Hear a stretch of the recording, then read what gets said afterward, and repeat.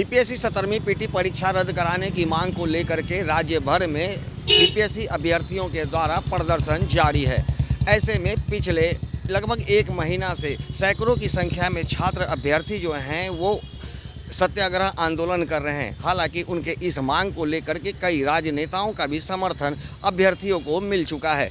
बता दें कि कई राजनेताओं के द्वारा पटना उच्च न्यायालय में एक याचिका दायर की गई थी, जिसमें साफ साफ मांग किया गया था न्यायालय से कि इस परीक्षा में भारी रूप से कदाचार का मामला सामने आया है और इसे देखते हुए परीक्षा को रद्द कर रीपरीक्षा करवाने की मांग की गई थी।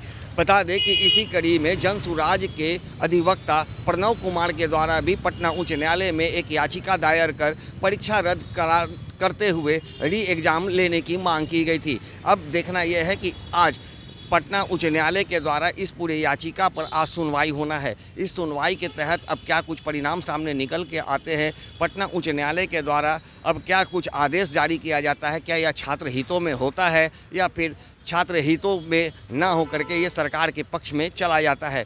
बता दें कि 13 दिसंबर को पीटी परीक्षा आयोजित करवाई गई थी, जिसमें पटना के एक सेंटर बापू परिसर में भारी रूप से कदाचार देखने को मिला था, जिसके बाद से ही अभ्यर्थियों के द्वारा इस पूरे परीक्षा को रद्द कर री एग्ज़ाम लेने की मांग की जा रही थी। लेकिन आयोग के द्वारा महज पटना के बापू परिसर का ही परीक्षा रद्द कर पुनः उसे 4 जनवरी को आयोजित करवाई गई थी। लेकिन इस पूरे परीक्षा को रद्द करवाने की मांग को लेकर के सैकड़ों की संख्या में अभ्यर्थी जो हैं वो सत्याग्रह आंदोलन कर रहे हैं। इसी के तहत कई बार अभ्यर्थियों के द्वारा आक्रोशपूर्ण प्रदर्शन भी किया गया था, जिसके दौरान कई बार पुलिस के द्वारा लाठियां भी भांजी गई और कई छात्र गंभीर रूप से जख्मी भी हो गए थे। इस आंदोलन के तहत हजारों की संख्या में छात्र अभ्यर्थियों पर एफआईआर भी दर्ज कराया गया है। इन तमाम मुद्दों को लेकर के जनसुराज के जो अधिवक्ता प्रणव कुमार हैं उनके द्वारा पटना उच्च न्यायालय में याचिका दायर की गई थी। आज उस याचिका पर सुनवाई होनी है। हालांकि इस याचिका पर सुनवाई 15 जनवरी को होनी थी। बता दें कि जनसुराज के द्वारा जो याचिका दायर करवाई गई थी उसकी सुनवाई 15 जनवरी को होनी थी, लेकिन हाई कोर्ट में चीफ जस्टिस के किसी समारोह में शामिल होने के कारण इस मामले पर सुनवाई नहीं हो पाई थी।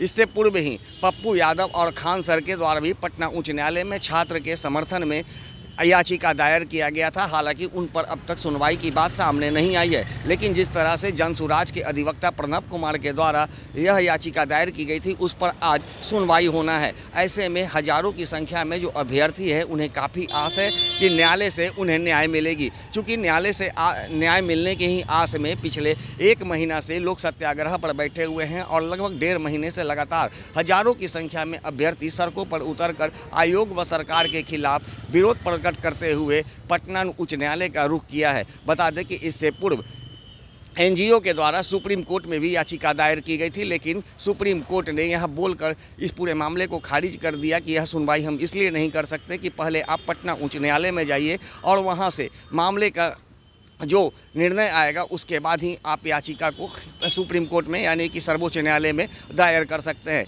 तो देखना अब दिलचस्प होगा कि आज इस पूरे मामले को लेकर के यहाँ सुनवाई होना है। इस सुनवाई में क्या कुछ निकल करके आते हैं, क्या यह छात्र हितों में होता है या फिर छात्र विरोधी। अगर ऐसा होता है तो अब छात्रों का क्या रुख होगा वो भी देखना दिलचस्प होगा। सहयोगी अनिल के साथ ज्ञानेंद्र वर्मा, दर्श न्यूज, पटना।